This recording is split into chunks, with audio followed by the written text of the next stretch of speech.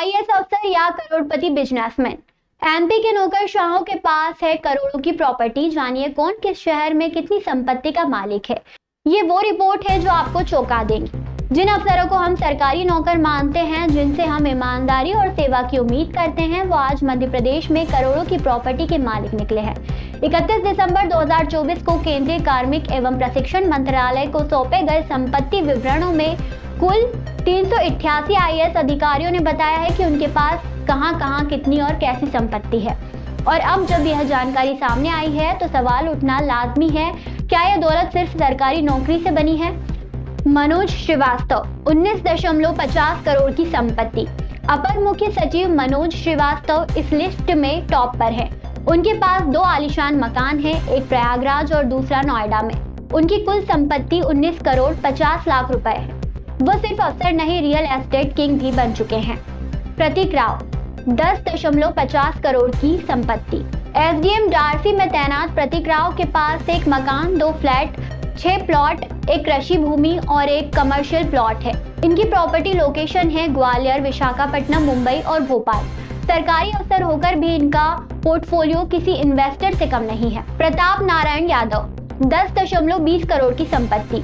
उप सचिव प्रताप नारायण यादव ने बताया कि उनके पास 5 मकान, 3 प्लॉट और 10 कृषि भूमि है। ये संपत्तियां भोपाल, टीकमगढ़ और छतरपुर में फैली हुई हैं। अनिरुद्ध मुखर्जी 8.71 करोड़, 3 मकान, 1 प्लॉट, 1 फ्लैट और 2 कृषि भूमि।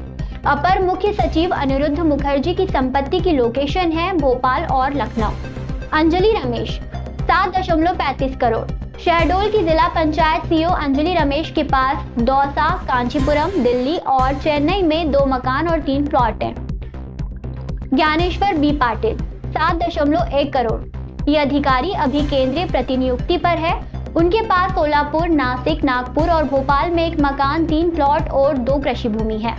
विवेक श्रोत्री 6.20 करोड़। टीकमगढ़ कलेक्टर विवेक श्रोत्री को एमपी के सबसे अमीर कलेक्टर का खिताब मिल गया है।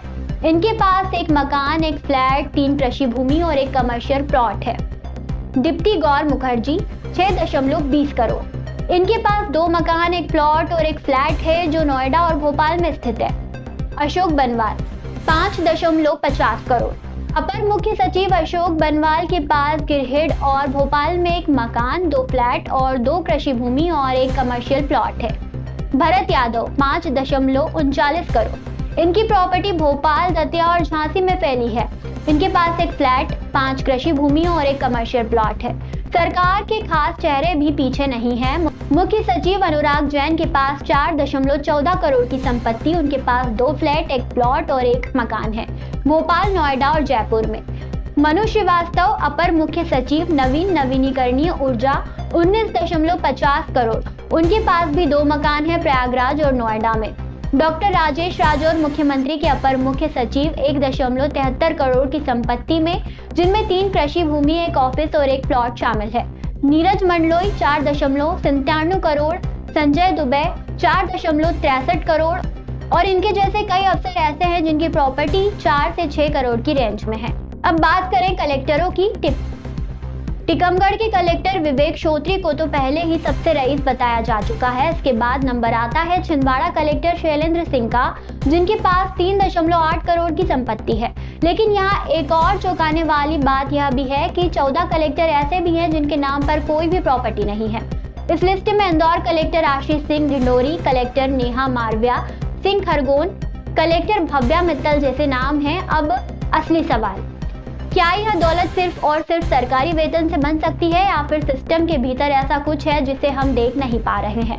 आपका क्या मानना है? क्या इन संपत्तियों की जांच होनी चाहिए? क्या इतनी संपत्ति होना सामान्य है या किसी बड़े भ्रष्टाचार का संकेत? अब जनता जवाब मांग रही है।